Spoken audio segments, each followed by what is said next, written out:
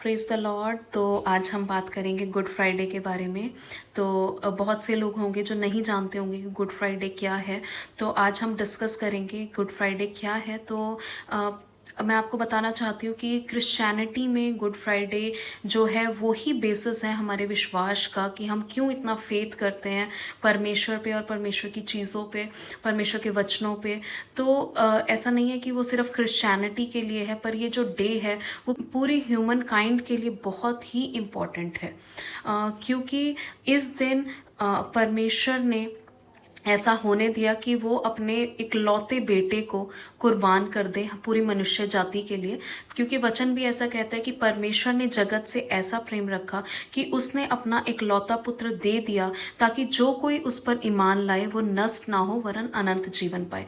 तो आज अगर हम प्रभु यीशु मसीह के बलिदान को विश्वास करते हैं कि एक वो प्योर सेक्रीफाइस थे, अगर हम बाइबल पढ़ते हैं तो उसमें भी हम देखते हैं कि मतलब बहुत सी जगह ऐसा लिखा गया है कि वो सिनलेस थे।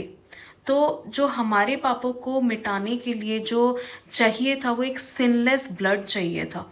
तो इसलिए जीसस क्राइस्ट ने अपने आप को बलिदान किया, क्योंकि इस पृथ्वी पर कुछ भी जो था वो प्योर नहीं रह गया था। ना ही कोई मनुष्य, ना ही कोई पशु, ना ही कोई जीव जंतु, कुछ भी ऐसा प्योर नहीं था कि वो बलिदान चढ़ाया जा सके। आज हम हर रिलीजन में देखते हैं कि कुछ ना कुछ बलिदान चढ़ाया जाता है ताकि हम अपने पापों से रिहाई पा सके, हम परमेश्वर को खुश कर सके। पर ऐसा नहीं है। परमेश्वर खुश होता है सिनलेस चीज से, है ना। और सिनलेस जो था वो सिर्फ प्रभु यीशु मसीह थे, जिनके बारे में ऐसा लिखा गया है। वो मनुष्य रूप में आए, लेकिन उन्होंने मनुष्य होते हुए भी कोई भी ऐसा पाप नहीं किया।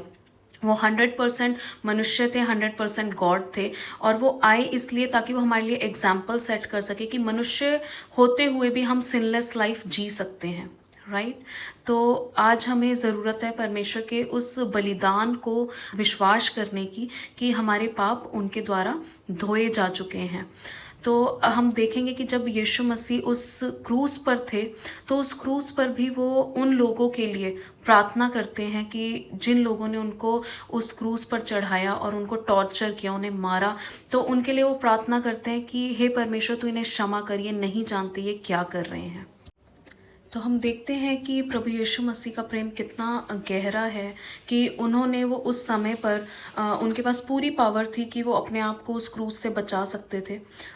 बाइबल हमें इस तरह से बताती है कि उस समय 72,000 दूतों की सेना रेडी थी उनको बचाने के लिए, पर उन्होंने उस चीज़ से इनकार किया कि नहीं, मुझे ये बलिदान देना है मनुष्य जाति के लिए। और उन्होंने वो बलिदान दिया और पूरा किया।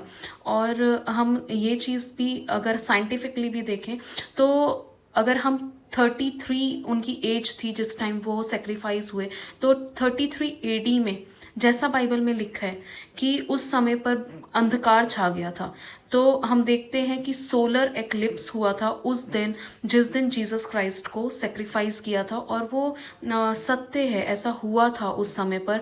और वो कोई थोड़े टाइम के लिए नहीं था, वो एग्जैक्ट जैसा बाइबल में लिखा है उतने पहर से उतने पहर तक वो वैसा सोलर एक्लिप्स वहाँ पर हुआ था। और जो वहाँ पे मंदिर था, यरूशलेम का मंदिर था, उसके बीच का पर्दा फट गया था। और वहाँ पर भूकंप आया था उस समय पर, जब जीसस क्राइस्ट ने अपने प्राण को त्यागा था। तो उस पर्दे के फटने का मतलब ये था कि जो हम पहले परमेश्वर से डायरेक्टली प्रेयर नहीं कर सकते थे और किसी के थ्रू प्रेयर करते थे, लेकिन अब जीसस क्राइस्ट के उस बलिदान के द्वारा हम डायरेक्टली अब परमेश्वर से मिल सकते थे, प्रार्थना कर सकते थे। और मतलब बहुत सी चीज़ें हैं जो साइंटिफिकली प्रूव करती हैं जीसस क्राइस्ट के क्रूसिफिकेशन को, जो कि रियल है।